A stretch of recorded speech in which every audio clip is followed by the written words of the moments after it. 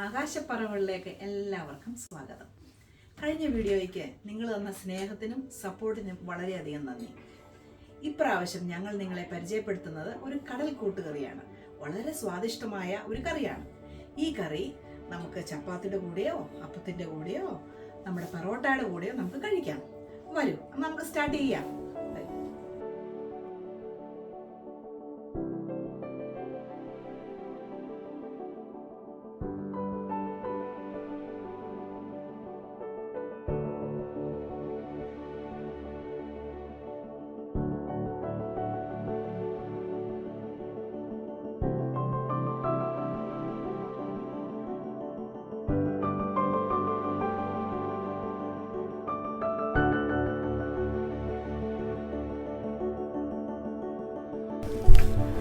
കടൽ കൂട്ടുകറിക്ക് ഏറ്റവും ഉചിതം നമ്മുടെ മീൻ ചട്ടി തന്നെയാണ്.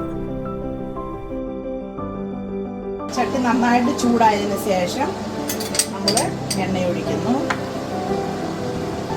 ചൂട് നമുക്ക് തീ കൂട്ടി വയ്ക്കാം.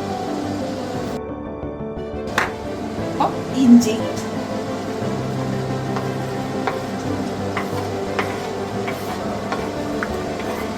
ഗാർലിക്ക്,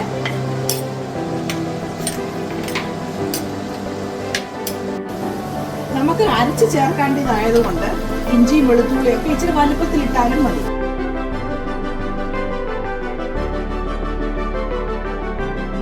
ഇനി നമുക്ക് കൊച്ചുള്ളി ഇടാം.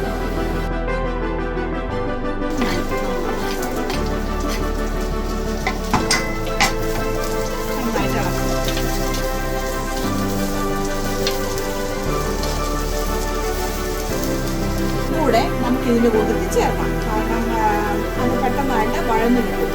സ്വല്പം ഉപ്പ്, അല്പം കരിയാപ്പല, നന്നായിട്ട് ഇളക്കുക.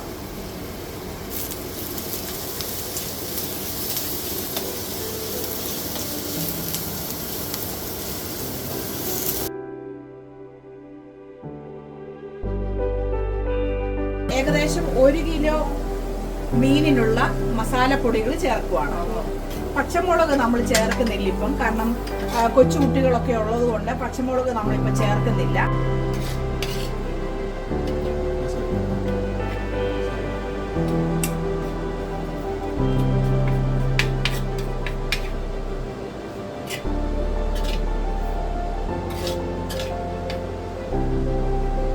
ഇതിപ്പോ മസാലകളെല്ലാം നല്ലതായിട്ട് മൂത്തിട്ട് നല്ല പരുവമായിട്ട് വന്നിട്ടുണ്ട്. നമുക്കിനി തണുക്കാനായിട്ട് കുറച്ച് സമയം വെക്കാം. അത് കഴിഞ്ഞിട്ട് നമുക്ക് വെണ്ണ പോലെ അരച്ചെടുക്കാം. അപ്പം നമുക്ക് അങ്ങോട്ട് മാറ്റി വയ്ക്കാം. നല്ലതുപോലെ വെണ്ണ പോലെ അരച്ചെടുക്കും. അല്പം വെളിച്ചെണ്ണ ഒഴിക്കാം, കുറച്ച്.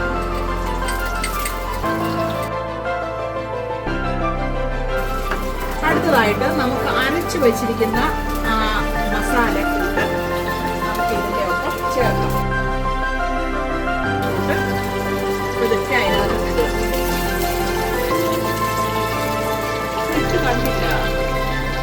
ഉള്ളി കഴുകി വെച്ചിരിക്കുന്ന വെള്ളം കൂടെ അതിനകത്തോട്ട് ചേർത്ത് നല്ലതായിട്ടൊന്ന് ഇളക്കി. ഇനി നമുക്ക് നന്നായിട്ടൊന്ന് മിക്സ് ചെയ്യാം.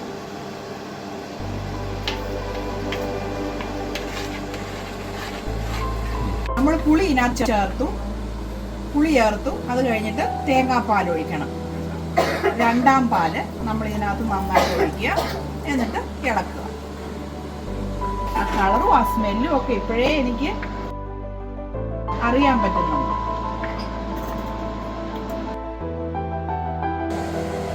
നമ്മുടെ അരപ്പ് തിളച്ച് വരുന്നുണ്ട്. ഇനി നമുക്ക് നമ്മുടെ കഴുകി വെച്ചിരിക്കുന്ന ഇതെല്ലാം നമുക്ക് ഓരോന്നോരോന്നായിട്ട് ഇടാം. ആദ്യം നമുക്ക് ഞണ്ട് തന്നെ ആയിക്കോട്ടെ.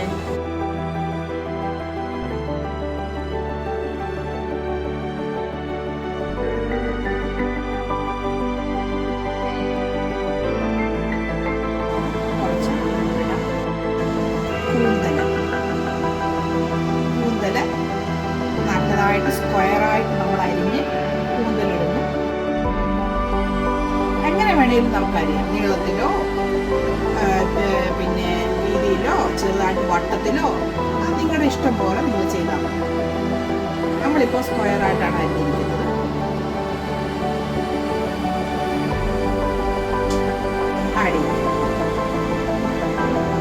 Roast ready. അപ്പം ആ സമയം കൊണ്ട് നമുക്ക് വേറൊരു ചെറിയ പാൻ ഇവിടെ വെക്കാം. നമുക്ക് വേറൊരു പാൻ വെക്കാം. ഓൺ ചെയ്യുന്നു.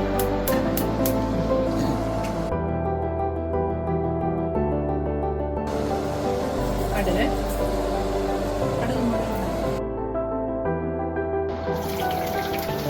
ഉള്ളി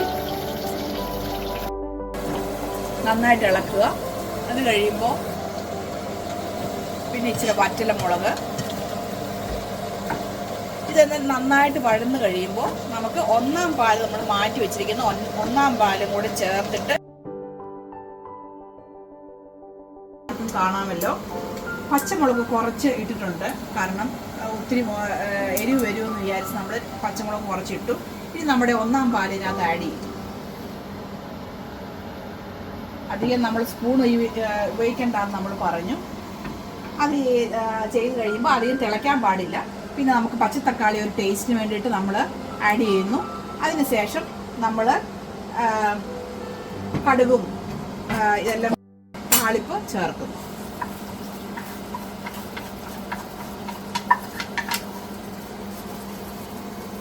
നോക്കിക്കേ, നിങ്ങൾ നോക്കിക്കേ, കണ്ടപ്പോൾ തന്നെ എന്ത് രസമാണ്. നല്ല കളറ്, നല്ല സ്മെല്ല്. ഇപ്പം തന്നെ എനിക്ക് നല്ലതായിട്ട് സ്മെല്ല് ചെയ്യാം.